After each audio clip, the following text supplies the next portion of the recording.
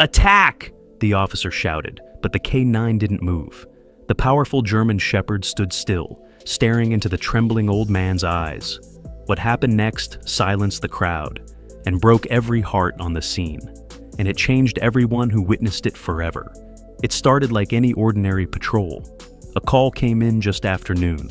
Suspicious man near the playground. Officers were dispatched immediately. When they arrived, they found him. An elderly man, alone on a park bench near the swings, clutching an old duffel bag. Kids played nearby, parents watched cautiously. He wasn't doing anything threatening, just sitting, quiet, staring at the grass. But something about him raised alarm. His clothes were worn. His expression was distant. One officer asked him to stand and show what was in the bag. The man struggled to rise. His knees shook. He winced and held his side. I'm just resting," he said, voice trembling. But the officers weren't convinced.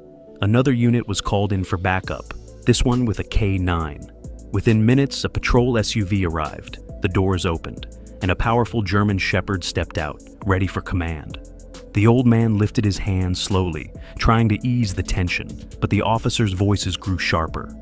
"Show us what's in the bag!" one barked. The duffel sat at his feet, untouched. The man tried to speak, but words failed him. More children were ushered away from the playground. One officer placed his hand on his holster, another radioed dispatch. Then came the K9 officer, tall and stern, gripping the leash of the German shepherd who stood alert beside him. "Last warning, sir," the K9 officer shouted. "Comply now." When the old man hesitated, not from defiance but from fear, the command came loud and clear. "K9, go! Get him!" The German shepherd lunged forward, muscles rippling, eyes locked. Bystanders gasped, but just before contact, something unexpected happened. The dog didn't bite. He stopped, and then he whined. Everyone stood frozen. The powerful K9 had surged forward with precision, but instead of attacking, he skidded to a halt just feet from the old man.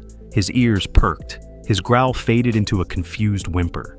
He sniffed the air, then slowly tilted his head. The old man, trembling, whispered something barely audible. "Shadow?" At the sound of that name, the dog backed up slightly, ears twitching. He let out another low whine, longer this time. His tail, once stiff with aggression, started to lower, then gave a faint wag. The K9 officer yanked on the leash. "What's wrong with him?" But Shadow wouldn't budge. Instead of aggression, there was recognition.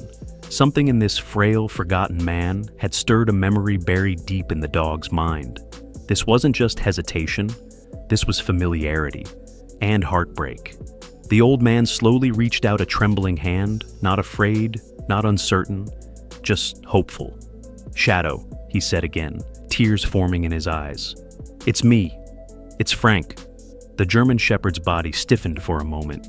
Then, like something inside him clicked, he stepped forward cautiously, sniffing the man's coat. His nose brushed Frank's trembling fingers. And then, he leaned in. Gasps echoed around the park as the fierce K9 sat down and rested his head gently on the man's lap. Frank broke down. His voice cracked as he whispered, "I thought they said you didn't make it, that you were gone." Officers stared, stunned. The K9 officer loosened his grip, eyes wide in disbelief. Shadow, the same dog trained for discipline, obedience, and combat, was now whimpering like a puppy, nuzzling the man who had once raised him. One officer quietly called in dispatch, requesting background checks on both the dog and the man. Minutes later, the truth came spilling out. Franklin Ward, retired military K9 handler, had been listed as missing and presumed dead after a bombing overseas 6 years ago. His entire unit was wiped out.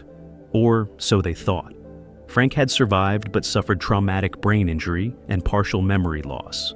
With no ID and no records, he'd fallen through the cracks, homeless, forgotten. Meanwhile, his K9, Shadow, had been recovered separately, reassigned, and retrained for local law enforcement. No one had ever connected them. Until now. Officers lowered their weapons. The tension dissolved. Some backed away quietly, hands over their mouths in shock. Others stood motionless, witnessing something far greater than protocol. The dog they'd sent to subdue a stranger had just found the only person who ever truly meant home. Frank sat cross-legged on the grass, tears streaking down his weathered face as he stroked Shadow's fur.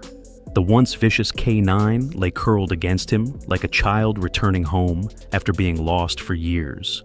Neither moved quickly. They didn't need to. Time had frozen around them. Flashbacks hit Frank in waves, training drills in the desert, night patrols under foreign stars, whispered commands that Shadow always followed. He remembered the way Shadow would sleep beside him in the bunker, alert even in dreams. He remembered saving him from shrapnel. He remembered calling his name in the smoke before blacking out. Shadow remembered too. He licked Frank's trembling hands and let out a low, familiar huff, like the exhale of a soldier finally off duty. Frank laughed and cried all at once. "You didn't forget me, after all this time." And somehow, neither did the dog. Not for a second. By now, a crowd had gathered at the edge of the park, parents, children, joggers, even people from nearby shops. Most had seen the standoff begin with fear. Now, they were witnessing something none of them would ever forget. Phones were raised, recording the scene as Shadow lay protectively beside Frank. Tears rolled down strangers' faces. One little boy whispered, "That dog remembers him." A woman sobbed quietly into her hands. The K9 officer, still holding the leash loosely, finally let go. "He's not my dog," he said softly. "Not anymore." Within hours, the videos went viral. Headlines appeared everywhere. "The dog who remembered." K9 reunites with long-lost handler in emotional park moment. It wasn't just about a dog disobeying a command. It was about loyalty that time. Trauma and training could never erase. In a world full of orders, Shadow had chosen love, and the world wept with him. Later that day, officials arrived. Supervisors, a city attorney, even the department's K9 coordinator. The question was simple but heavy. What would happen next? Technically, Shadow was still an active service dog. He had responsibilities, protocols, a badge. But after what everyone had witnessed, rules began to feel small. The K9 officer stepped forward. He's made his choice, and frankly, so have we. Frank, seated beside Shadow on a blanket brought by a kind stranger, looked up, worried. "You're not taking him, are you?" The commander knelt beside them, voice steady. "No, sir. We're bringing him home." Cheers erupted from the small crowd. Shadow wagged his tail gently as if understanding. Frank lowered his head and rested it against his best friend's. A decision had been made, not on paper, but in hearts. For once, policy followed compassion. And this time, the system finally got it right. Weeks later, Frank and Shadow moved into a quiet veteran-assisted living community on the edge of town.